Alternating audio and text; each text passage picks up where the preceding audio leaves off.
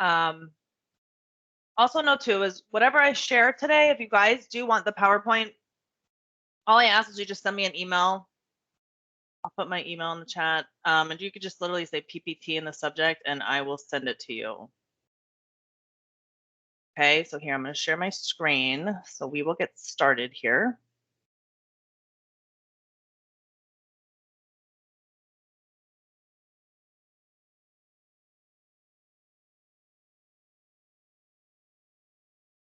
Goodness, team seems slow this morning.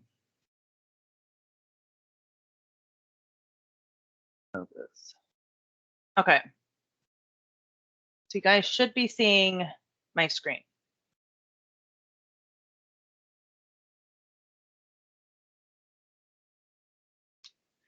All right.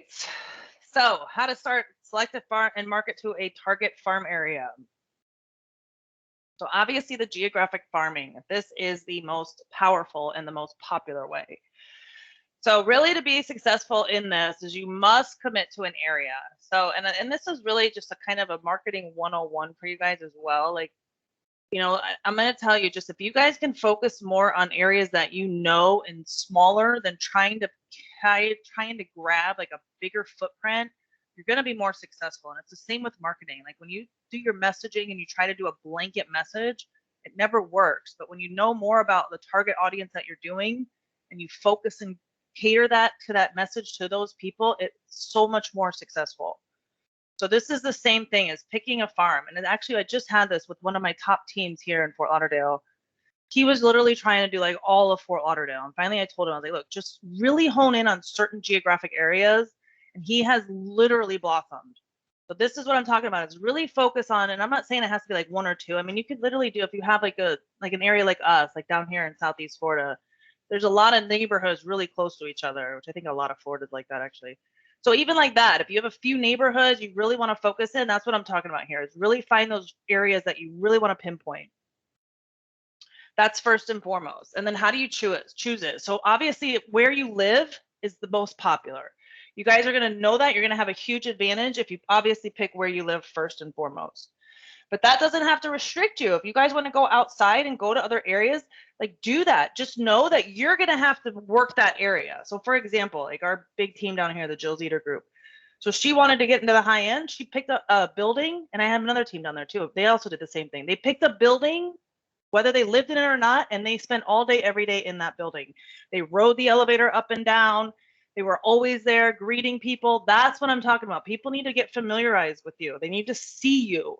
So obviously, if you live there, it's a huge advantage. But even if you don't, you need to make it your business to be there all the time.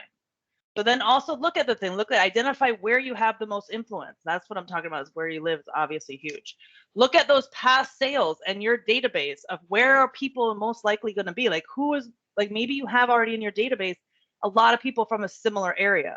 But look at that. That could be an advantage then to you already. So then that's where you'll obviously have more success in the area where you're most known. And also what you know more. So usually when people live in a certain area, they know more. So then they sound more knowledgeable about that. Okay, so then where do you start? So obviously to narrow your audience, like I just said, this is going to help you immensely. Okay, that's going to help you really personalize your content. And let's face it, guys, the whole thing with marketing, it's all about the content and your messaging. So your messaging has to be more generic in order to make sense for a larger audience.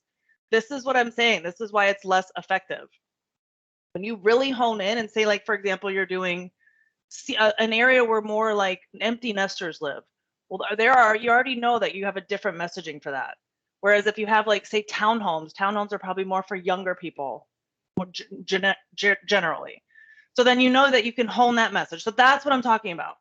So why is a smaller farm area the way to go? If you're considering your first real estate farm, 250 homes or less makes it even more sense. Okay, that's just if you're just starting out. 250, they say that's a good start. The lower overall number of homes keeps your overall costs down and allows your messaging to be laser focused. So this is where I always tell agents, I'm like, look, figure out a small area that's your heart and really hone in on that. Target that, mail to them, go out and do everything to them. And then if you want to start, once you've conquered that area, then you can expand out a little more and a little more and a little more. You start building it rather than trying to tackle it all at once. Just skip backwards. So then, of course, research. And this is really, guys, this is always with marketing. It comes down to research. It's knowing your target area, knowing what's around there, knowing what are people going to ask you about that area? You know, what are the new businesses that are in town? You know, what's the hair? Where's the hair salon? Of course, women are going to want to know that. So, you know that stuff. That's going to help you then sound more educated and more an expert in that area. So pay attention to clues that'll help you target that niche market as well. For example, if there's like 2 dog parks in the area, you may want to consider targeting, say, pet owners with your marketing effort. So then maybe something in your marketing could actually cater to something with pet owners, or maybe just a picture of a dog with a person is something that could also be the messaging. So those types of things are starting to add up, like as you start to go through this. And this is where, if you guys, the more research, I know I always get this too, because people are like, oh, I don't have time to research, but that's where your marketing ideas come into play. So this is how whole marketing is developed. Once you really know these areas, you see what your competitors are doing, you see what they're not doing, that's where these ideas start to come in for you. Then you see where you can capitalize on. So research on the MLS. Make sure the neighborhood you're considering your real estate farm has homes that are likely to sell based on the current market conditions. So this is also knowing the history of that area that you want to farm. You know, knowing what have sales done in the past 5 or 6 years, whatever it is. Know that. Don't shut down a neighborhood just because it doesn't have any recent sales. That could also be an opportunity for you if you see that. It could be that they're underserved by local real estate community. So the home buyers maybe aren't yet aware of this up and coming neighborhood. So choosing. So how do you choose? So pick areas that have a turnover rate of at least 5 to 6%. Okay, that's kind of the standard little thing right there. Do the research, obviously include your title rep. And guys, take advantage of the mortgage. We have like Sunbelt Title here. We have guaranteed rate. They have so much data that they are willing to give you. I know all of you have some rep in your office. Use them. They are more than willing to provide you this information. It's so valuable to you. Make sure that annual turnover rate in the community you're considering is at least 5 to 6%. So for example, let's say your farm area of 250 homes, the turnover rate was right around 5%. This would mean that you could expect about 12 or 13 homes to be sold for that neighborhood every year. So then if you think, okay, if I can get half of those, you know, you're at like 5 or 6, something like that. Okay, that's kind of how you're starting to evaluate those. And then, of course, research. So the 4 different areas of the research are obviously the geographic research. You're going to look at what's going on in that area, what's happening in and around, who's building there, everything, businesses, everything. Then, of course, the property research. So you're going to actually see what are the lot sizes, what are the actual floor plans, that type of thing. And then, of course, your inventory, how many homes are in there. And then, of course, your demographic. What are the type of people that live there? What are their habits? What do they do? How do they hang out? Stuff like that. Okay, so the geographic. Are there geographic elements of your farm area that you're going to affect your saleability? Are there homes in your neighborhood with private frontage? So this is where you really have to know this, like knowing the area. Is there beach access? Is there a major highway nearby? So knowing basically the ins and outs of everything. Make a list of the geographic features. Also the hot points, guys, like if there's, like I said, a lot of the businesses nearby or anywhere where people go shopping or anything like that, have a list of all that. Learn all you can about these items. And then your property research. So know the properties, know the lot size, the typical home styles, the home dimensions and features, and what is the average sales price. Identify the neighborhood homes that are unique, that don't actually fit the typical mode. So you know that you could say, hey, that house over there has blah, blah, blah, or whatever. Having that insider knowledge, this is what's going to make you look way more knowledgeable than the next. And it's a huge advantage when you've got a buyer in mind. Then you're able to say, oh, hey, these are floor plans, this floor plan, and these neighborhoods would fit you perfectly. And then your inventory research. So you can't very well call yourself a real estate expert for a particular neighborhood if you don't know what's selling, how often, and how much. And a lot of this stuff you can pull from all these tools that we have at Caldwell here. Like the MarketQuest V2, they help you do a lot of this too. They pull a lot of this information. Of course, the MLS always has all this data. But try to quantify as far as inventory, which is why we're going to talk about and try to predict the future demand for homes. So this is when you need to actually know about the absorption rate and turnover rate. Okay, we're going to talk about basically how do you calculate that. But this is when you really know your inventory. You're actually looking at nearby amenities, restaurants, parks, nightlife, schools, and even if you see like upcoming construction is happening, maybe upcoming neighborhoods or new developments. How many actual competitors are in there? How many realtors are already in that farm area? That's something to know too. Yes? I'm sorry to interrupt you, but is Yep. there anything, is there a screen or a slideshow or presentation we should be seeing? Yes. Because all I could see is a mirror of your teams. Yeah, we're not seeing slides.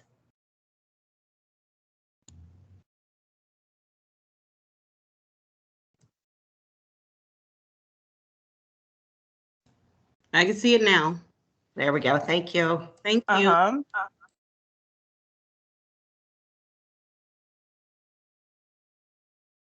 Okay, you see it, right? I get like 3 different screens here, so it's hard to tell for me. All right, you see it now, right? Inventory research.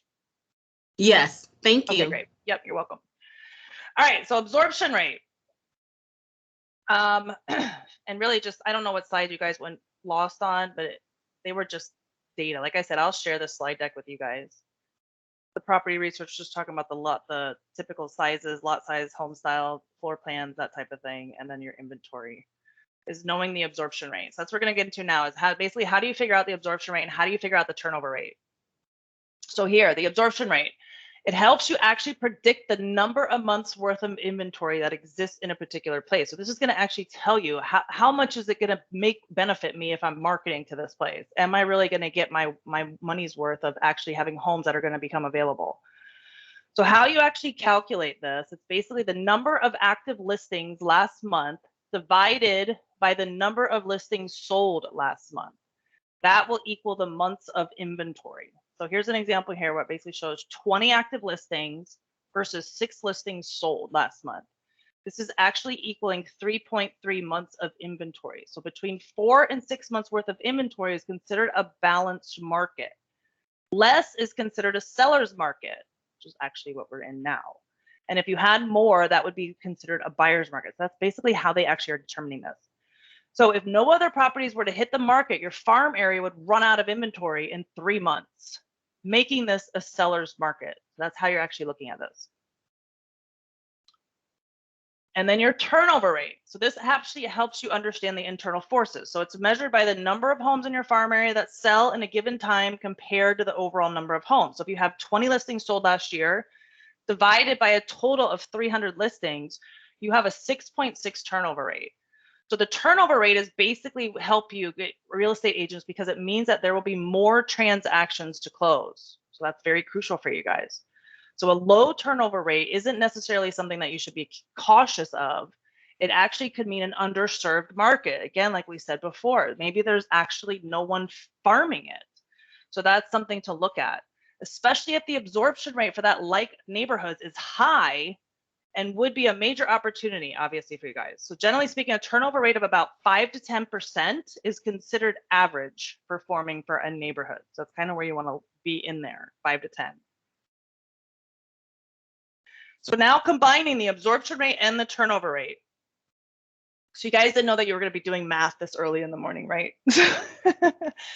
So using your turnover and absorption rate calculations, you can begin to estimate basically your potential income, okay? And this is crucial because a lot of times when I get asked, how much money should I be spending on marketing? Well, this is where you can kind of learn this.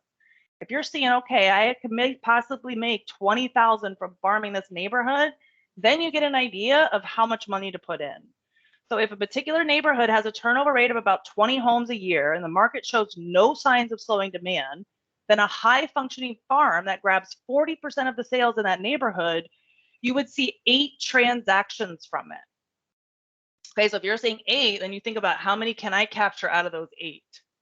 So plug your data about the median sale price into this formula, and all of a sudden you'll have real numbers to be shooting for. So here's an example. Basically shows different areas. Okay, so you see area 1, area 2, and area 3, and they show the number of homes, which we have 300, 400, 500, and then how many have sold. So 40, 50, and 20. So you see, it doesn't matter if they have a bigger number of homes always. Like area 3 is a perfect example. It has 500 homes, but only 20 actually sold, whereas the 300 and the 400 actually had more sales. So that's again where you're having to learn and know the turnover rate. You see the turnover rate for the area 1 and 2 is much, much higher than area 3. So don't always think just because there's more homes, there's more opportunity in there. It really goes down to these little calculations. and even the average sales price. Now, because that area 3 is a higher sales price, you don't need as many, you guys can make a bigger, obviously, commission on that. So you have to take that into consideration as well. So your commissions basically double. So your income potential you see, but it's funny because area 2 has the highest income potential, and it's the middle average of the number of homes, the 400. So it's showing that that income is all the way up to 693,000. To give you an idea of how you break this down. So the next would be to look at your demographic research, okay? And this is really, really, guys, I see this is so important because this is really where you start to get the content for what your messaging and what your marketing is. So really knowing who are those people that live there? What is their age? What is their family status? What is their education? How do they like to communicate? Do they like text, email, direct messaging? How do they consume news? Is it always online? Are they on social media? That type of thing. Okay, this is where you start to then learn how are you going to market to them. So also too is the CBX. I wanted to point this out because this is with Moxie. This provides a lot of data for you guys. So if you guys just actually put in an address, say for the neighborhood, okay, you can pull in the data. So you could use like a one house in the neighborhood, and it'll give you a whole profile of who's living in that neighborhood. It'll give you an idea of their income, what their age range is, where they hang out online. So it'll tell you, are they on Facebook? Are they on Instagram, Google, so forth. So use this to your advantage. Okay, that's really easy to do. It's integrated with our Moxie, and you literally just have to put in like one address from that neighborhood, and it'll give you all of this data. Okay, and it's really crucial to look at this stuff because you're going to see the kind of target market that you're looking at and what kind of messaging then will turn out to be for that. So then how much do you invest? So let's say that your farm area of 250 homes, you have a turnover rate that's right around 5%. You could expect about 12 or 13 homes to be sold from that neighborhood every year. So the absorption rate is about 3 months, meaning that it's a seller's market, which is exactly what we're in right now. So the demand for that property in that neighborhood is outstripping the supply. So let's assume that the median sales price is around $250. Okay, so this is then basically how you would calculate how much to invest. So, and this was actually shown, I grabbed this from somewhere else, but you see that top cost, that Real Geeks website, that's something that you guys don't even have to pay for. So you're even a less investment. Since Coldwell Banker gives you the free website, that's a deduction that you could take out right away. You don't need that. But you have a Facebook group, that's free. You have 8 months of regularly scheduled postcards. Now, obviously, I don't know what they calculated per postcard, so that would depend too. I know every area is different on our postage and our printing. So that's something you would have to think about. But then property update postcards, 4 months of regular scheduled letters. Those are just letters being mailed. And then 3 events sponsored. Okay. And this would be like community events. This gives you just basically an idea of how much you would spend. And again, if you're taking out that $3,000, you're way less than this here. So basically, if you're functioning moderately, you're capturing about 25% of the sales of that neighborhood. You're closing, say, roughly 4 properties a year for $30,000 GCI. So that's basically assuming a 3% commission rate. So then know that every success you have is a snowball effect. So every closed deal will mean another homeowner singing your praises and connecting with you. So if you do this right, you may end up getting the most or even all of your business from referrals in a few years. So say, for example, they have this here. If you invest $5,294, you make $30,000. That's pretty good investment, right? So that's what you have to look at too in the long term of things, guys, because I see a lot of times you don't want to spend the money. But if you're investing in 5,000 and you're going to get 30, I mean, that's a great, I mean, no bank gives you that. So that's a great investment right there. So then what's your marketing strategy?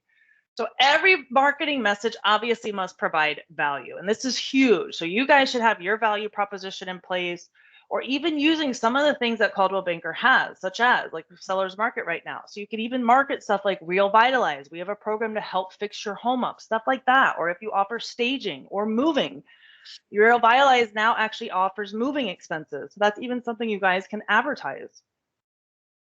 So think of that with when you're actually putting out your messaging, because everybody wants to know, and you guys are consumers too. What do you want when you see an ad? Well, you're going to look at what's in it for me. So those are the things to consider. So every message also must have a call to action. Tell them how do they get a hold of you, or offer a free market analysis or a free evaluation on their home, or whatever you want to offer. Call today to list your home with me. Something more subtle, like sign up to receive a regular market report about your neighborhood. That can also be a significant funnel move over. So then remember, homeowners aren't just living in a house. Basically, they're living in their investment. So obviously, just like you and I, they want to know how their investment is doing. This is the biggest investment they have. So this is where it's become important to talk about that. Talk about what is happening in their investment. So it must be consistent. Obviously, nurturing your leads consistently. I can't say this enough, guys. Seriously, with marketing, I say this all the time. It's like a wheel.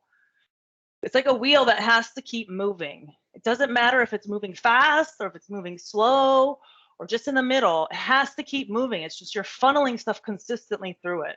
It's when it stops, that's when you guys are dead in the water. So make sure it's moving. And what I mean by that is consistency. So it's consistency with your postcards, okay? Sometimes you could be very aggressive if you're coming out, say, a new farm area. Maybe you're very aggressive for the first 6 months. Or the first 6 weeks. Maybe you're blasting them and mailing something every week for the first 6 weeks. Then maybe you tailor it back. Then go to once a month. Okay, that's another way to get out there, get them to know you right away, and then push back a little bit. Tailor it back. And then you could go to email and then go every other month or every month. But you get the idea. They need to see you. There's actually a NAR statistic that's out there. It says that 70% of people would use their agents again if they could actually remember who they were. So that's big, guys. That's huge. That's showing it's about who's winning on the messaging. Who are they remembering? So then also think about your website content. Okay, and this should be on, especially on your InTouch. Guys, those community serve pages should be your farm areas. Whether it's a city or whether it's an actual neighborhood is all dependent on how you're farming. But make sure you're utilizing those community serve pages. Okay, that's actually basically a farm area should have its own section on your website. That's like the community serve pages. It should be 5 to 6 sentences. It could act as a hub for your neighborhood. So you literally can put on those community pages all those things around that neighborhood. You could put stuff up. What are the restaurants around there? What are the businesses? What are the salons? Anything like that. You could basically, or the schools. And then you could start sending people and say, hey, if you want to learn about this neighborhood, go visit a site. Here it is. That type of thing. Maybe add a video on there of the neighborhood. And then, of course, your social media posts.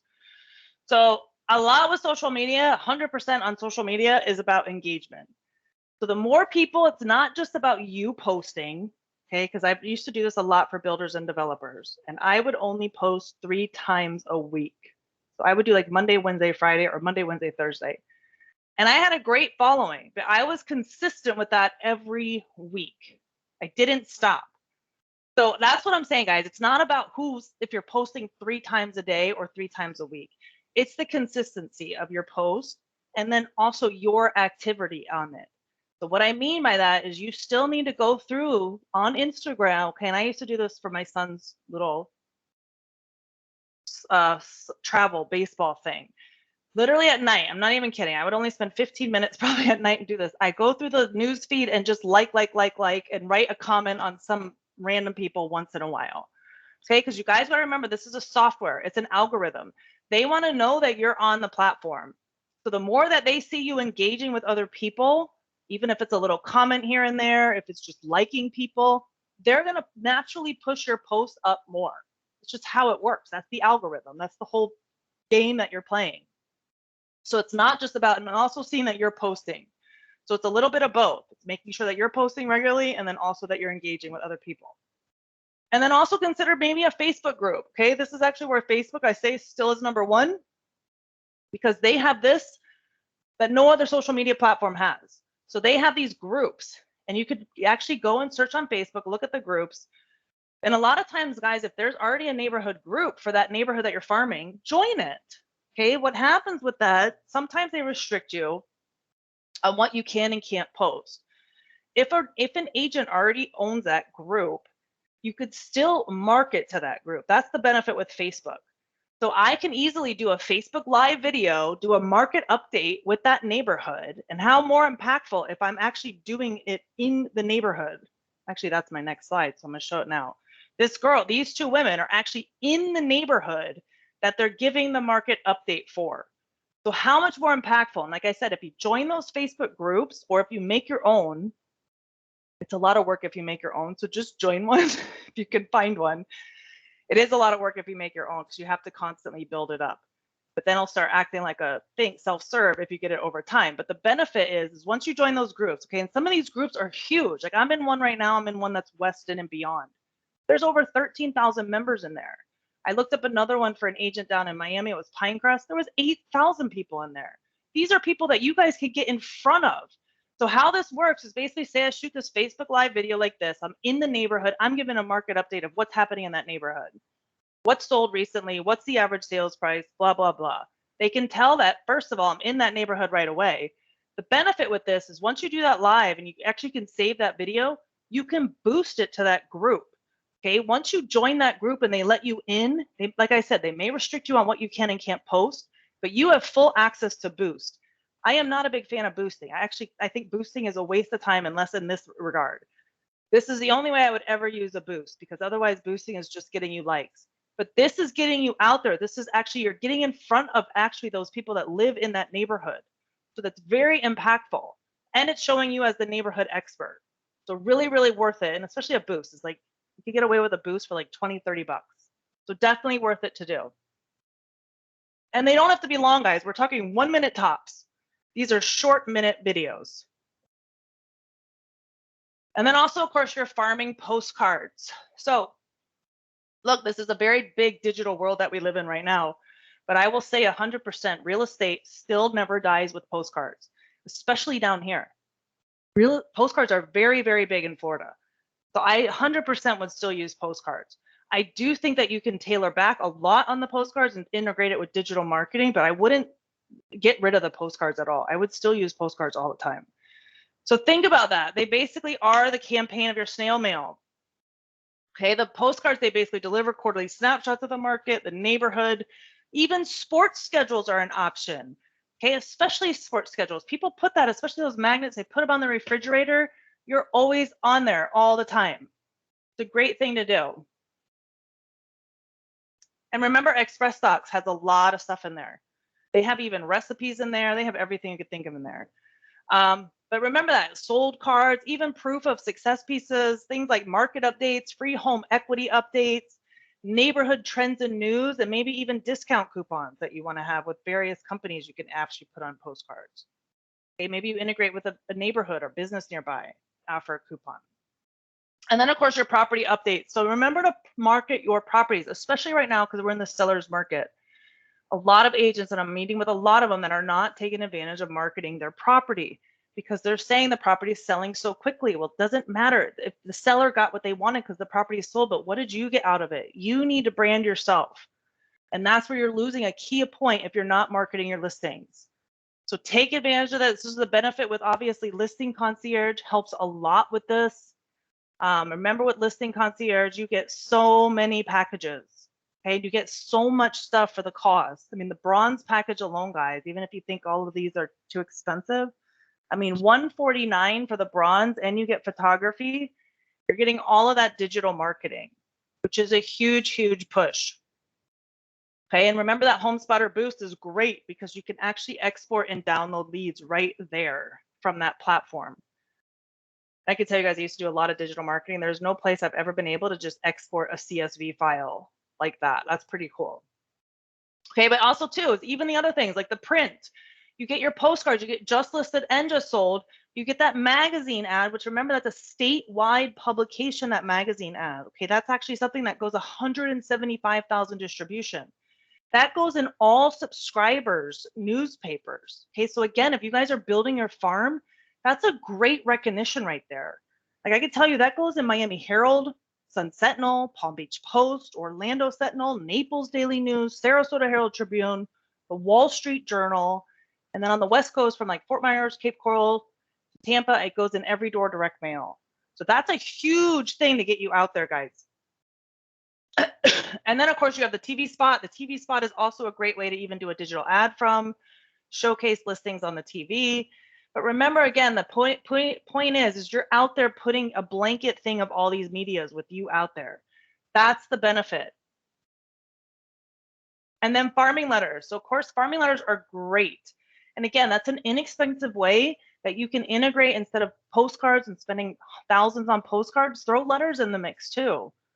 You know, mix it up. A real estate letter obviously is a great place to market deep dives, talk about what's going on in your business, shout out good works in the community, those types of things. Letters are a great way to prospect non-farm areas too. So farming a high-end neighborhood, consider handwriting those letters. But only if you have good handwriting. If you have bad handwriting, don't do it. But it's obvious, it's a personal touch, guys. And I'm going to tell you guys, personal touch, obviously, especially in this world we live in now, goes a long way. This is where the old school ways are getting so lost, but they like go so well. I can't even tell you the handwriting letters, the big pain in the butt. I get it, but very, very effective and very memorable for somebody to get a handwritten letter nowadays.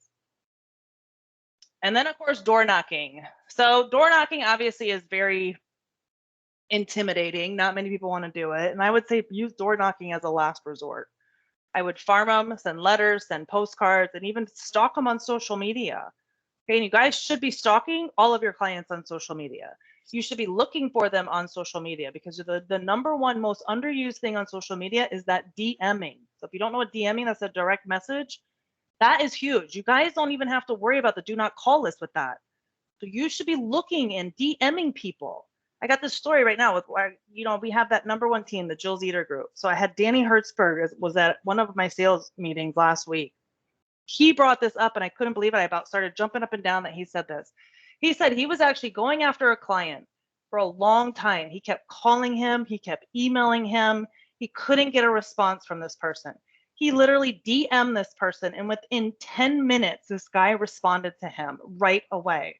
So this is where the power of the DM is. People, you guys got to remember, what do people do all day long? They sit here and they look at their social media and their profiles. They're constantly on social media. So there are some people are responding more to a DM than a text. So think about that. Use that DMing. Find your people on social media and reach out to them. I could tell you they do it all the time. That Jill Zeter, that's what they do. So that's another way of doing stuff. So obviously door knocking is good too, but I don't know. I get nervous, especially I'm not a big fan of the door knocking, but I do think it can help, especially if it is your neighborhood and you're comfortable. Then go and introduce yourself to people, hand out business cards. But honestly, guys, what I've seen more and more creativity is do something that they're going to appreciate. Like I had an agent here in Fort Lauderdale for 4th of July. She went and took those little mini flags and put them on everyone's lawn with her business card. That made a big impact with a lot of people were impressed by that. So little things like that.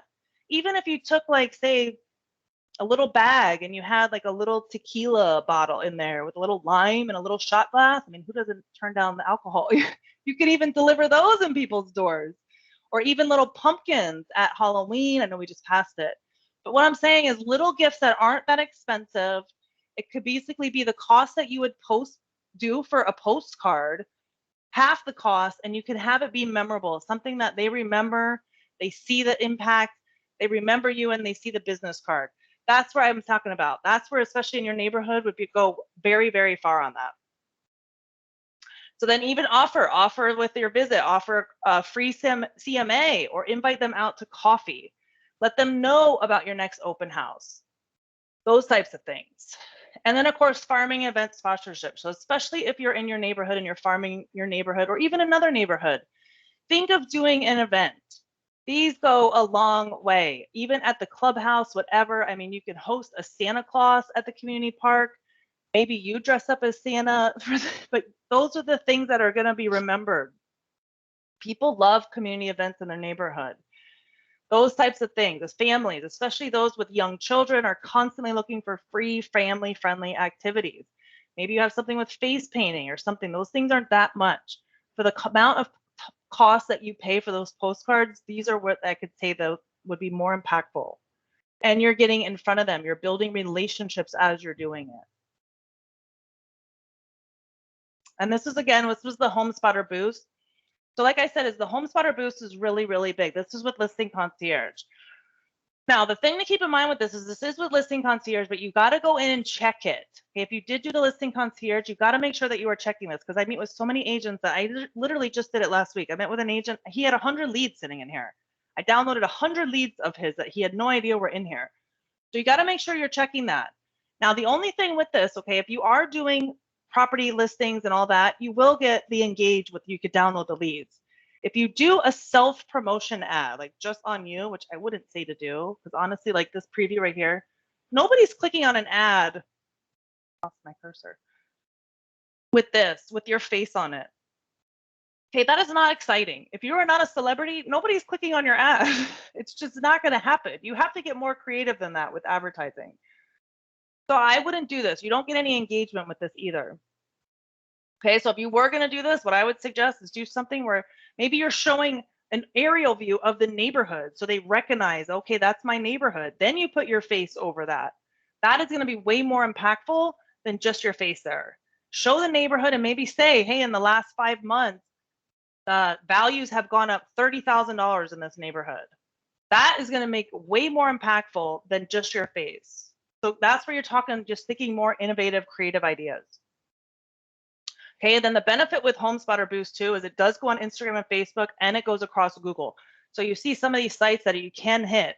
These are big, Forbes, ESPN, New York Times, those types of things. Okay, and the other one that we do have is Social Ad Engine. So Social Ad Engine just goes to Facebook and Instagram. But it's the same thing. So honestly, HomeSpotter Boost is better. So then video, okay, video. I can't stress this enough. Video is huge, guys, huge. So especially once you find that farm area, take videos of it. Even if it's just showing the streetscape, show people what it's like to live there. Show people what it's like to be around that area. You know, if you have an area where a bunch of restaurants are, a shopping plaza, like show those things. That's what they want to see. They want to see the lifestyle. And video is going, it's trending so high, and this is, you could see why. You see that video marketers generate 66% more qualified leads. Social video generates 12% more shares. This is where social media, you can really up the ante with your platform and with your profile. If you're really looking to get followers and expand your businesses, taking videos and then putting them on your Instagram Reels. Okay, Reels is the big thing. Put them on Reels. That's where you can really get a lot more clicks and actual visits to your profile. Okay, Reels, they love seeing properties. So even if you guys don't have a property, go and visit an open house or go new construction. Those types of things can give you video ideas. Or even just showing an area, especially now, guys, we're getting into winter. And this is where most social media trends very highly. So if you have, say up north, say they get a snowstorm. You guys should be going out and taking a video of the beach that day and posting it. That will trend so high, especially when it's in relation to if they have a snowstorm going on right now. That's how it works. That's the little trick of the whole social media. It's just talking about what's happening in real time. And then, of course, obviously, emails generate. So just remember that whatever you shoot in a video can be translated. It's just not on one avenue. You could put that in an email. You put that on your social media. You can post that in your website. So it has many avenues that you spread that video out. And then all of you should be having a YouTube account. If any of you have Gmail, you automatically have a YouTube account. You probably don't even know it. But you guys should have a YouTube. YouTube is the #2 most visited site after Google. That's huge, guys. That's huge. So 100% go on get a YouTube account. And then think of your photographers. So I know a lot of our photographers down here, they're actually doing videos where they're doing lifestyle videos. They're offering those types of things. So a lot of agents are basically creating an arsenal of videos over time. Okay, if they have certain areas that they farm, like say I have Fort Lauderdale, I have Miami, they're going and they're taking and spending the money to have the lifestyle video shot, and then they're keeping it. So when they get a buyer, they can just send them the video and be like, hey, here's what it's like to live down here, or something like that. Okay, so that's where you could really use those videos a lot to your advantage. And then in touch. So again, make sure that you have your leads and all of your information in InTouch and start doing those drip campaigns. Okay, this is where you're going to be nurturing those leads once you get them, but making sure they're set up on drip campaigns. And again, this is where it's important to know that demographic. Okay, if they're buyers, if they're sellers, if they're seniors, if they're millennials, that's going to help you with the content of your campaigns as well. But make sure they're getting drip campaigns. Again, that's that wheel of marketing that I'm talking about, is making sure they're always getting something. I always say, like, I'm like, don't overblast people with emails. I wouldn't be doing like several a week at all. I maybe once a week, if that, if not once every other week. But then get to the point where they don't ever feel bad. I've met with a few agents and they're like, oh, I feel bad sending emails. I'm like, don't. Let people unsubscribe, because you're always going to get more. As you're doing this on a regular basis, and if you keep it consistent, it doesn't matter if people unsubscribe, because you should be getting more people in. That's how it works. And then, of course, your prospect square. So your prospect square is a great report. That market report is a great report to put on your farm area. It's something that you should set everybody up on. It goes out once a month. It basically gives them all the data and what's happening in their neighborhood. So that's a great report. It goes out automatic. You could basically set that up very easily and have that going out, which I would highly recommend. And then your area report, that's a great report that you can even add to your InTouch community pages. It's a link. Remember, that stays like an active link. You can add that to your InTouch and put those on your community pages so people can actually pull those reports right there. And remember, you can post the area and the quarterly to your social media, to Facebook. Those are active links. And then, of course, you have BrandServe. So BrandServe will help you with any kind of social media assets or anything extra that you guys, when you're looking to post, you have stuff on the brand there and all that stuff. So don't forget to look there. Because if you guys do get stuck on social media and not knowing what to post, this is where this can come into play and help you a lot, because they have a lot of stuff on the brand. They have stuff just showing the power of the brand, showing what's behind them, even stuff like Real Vitalize, there's posts on that. So just literally look at that. Okay, that's going to help you a lot with that BrandServe. And they even have videos. So even like holidays coming up, there's videos even for those holidays. So get those ahead. Get those scheduled and get those ahead of time. All right, I blasted you guys. That was basically it. So what questions do you guys have for me? Any questions? Oh, I see the chat. Oh, no, you guys are good. I have a question. Can you hear me? Yes. How would you, what's the best way to find the mailing list for the neighborhood that you're looking for, that you're farming? So there's two ways. So you can either go on Cole Realty. Are you familiar with Cole Realty? Yeah.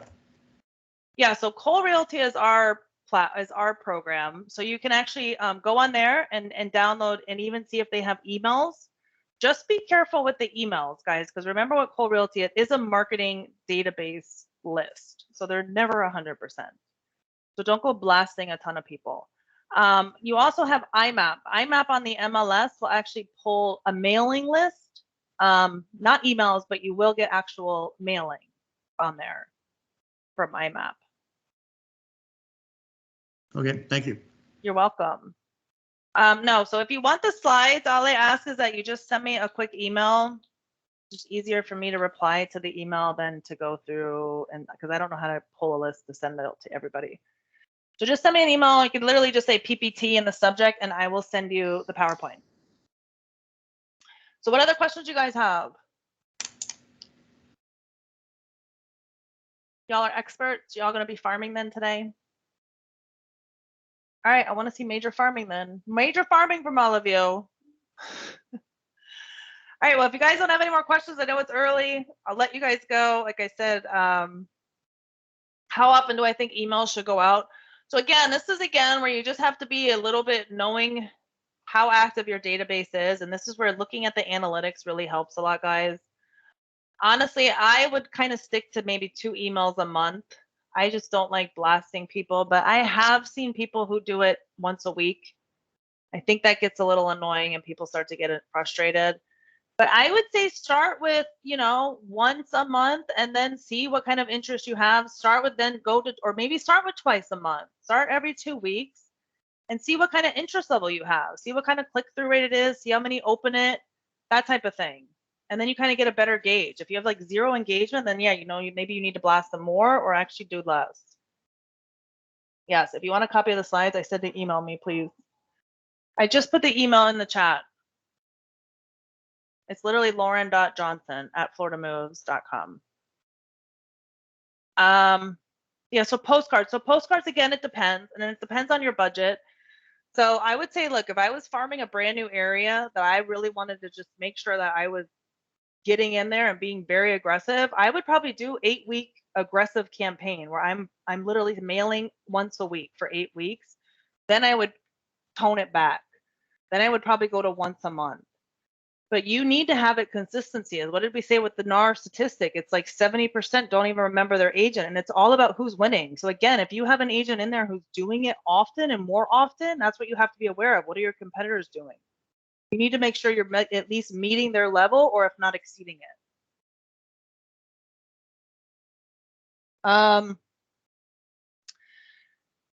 You asked, do you pick random people randomly to DM? I mean, yes and no. I mean, you kind of, if you're farming an area, you kind of should know like I guess who your people are, who's your database, and who's in your social media. But if you just want to start going through your followers and seeing like who's going to respond, you absolutely can just start DMing people and seeing what's going on. But if you guys really want to farm people and kind of get an idea of who they are, like in your farm area, and you're targeting them on social media, then obviously you'd want to, like, depending on the messaging, like if you're sending them actual content related to that neighborhood, then yeah, you need to know who it is. So it depends on what your messaging is too, on how you're picking people on your social media. Like the example that I used with the Danny Hertzberg, he was looking for somebody in particular. So again, like I said, yeah, because if you want to send like a market update or say a video or talk about real estate, then you have to obviously know if they're interested or if they're even in your market. That type of thing. James says he's a new agent. Which app used for CB Desk for mailing? So you can either use, obviously, listing concierges or whole property marketing, or if you want to do your do-it-yourself, you have Express Docs, and then also InTouch. So InTouch, you can actually do mailings and drip campaigns. So your drip campaign can be email and integrated with postcards. So right in InTouch, you can literally do a whole campaign and intermix it with some emails and some postcards, which makes it very easy to work with. All right, any other questions that you guys have? All right, well, I will let you guys go. I did record this, so you could always come back to the chat if you have and want to see the recording again. And like I said, just send me an email, lauren.johnson@Florida Moves, and I'll send you that PowerPoint if you want it. But just get out there, like I said, guys, is just start doing consistency and then looking at what's working. The thing with marketing is you're always changing it. You're always modifying it. You're always making it better. Okay, so if you see things not working, then look to change it. Don't get frustrated and be like, oh my God, that message didn't work. Think of another message, like get out of the box with stuff. Okay, that's what it is. Okay, I always say marketing is basically taking somebody else's idea and making it better. So that's why it's important. Look at what your competitors are doing.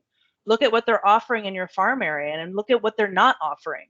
If you see something that they're not advertising or they're not pushing, that's a big opportunity then for you to push that and for you to capitalize on that. So think of that stuff. I always say, like, always have a competitor pile of notebooks. So I always subscribe to all my competitors' emails. I always have a folder of what the competitors are doing. That's going to help you get an advantage. That's a competitive edge right there. All right, enough of my preaching. So I know it's early. I thank you guys for being so great and for being so interactive and engaged today. And I will talk to everyone later. So thanks so much, everybody. I appreciate it. Have a great rest of the day.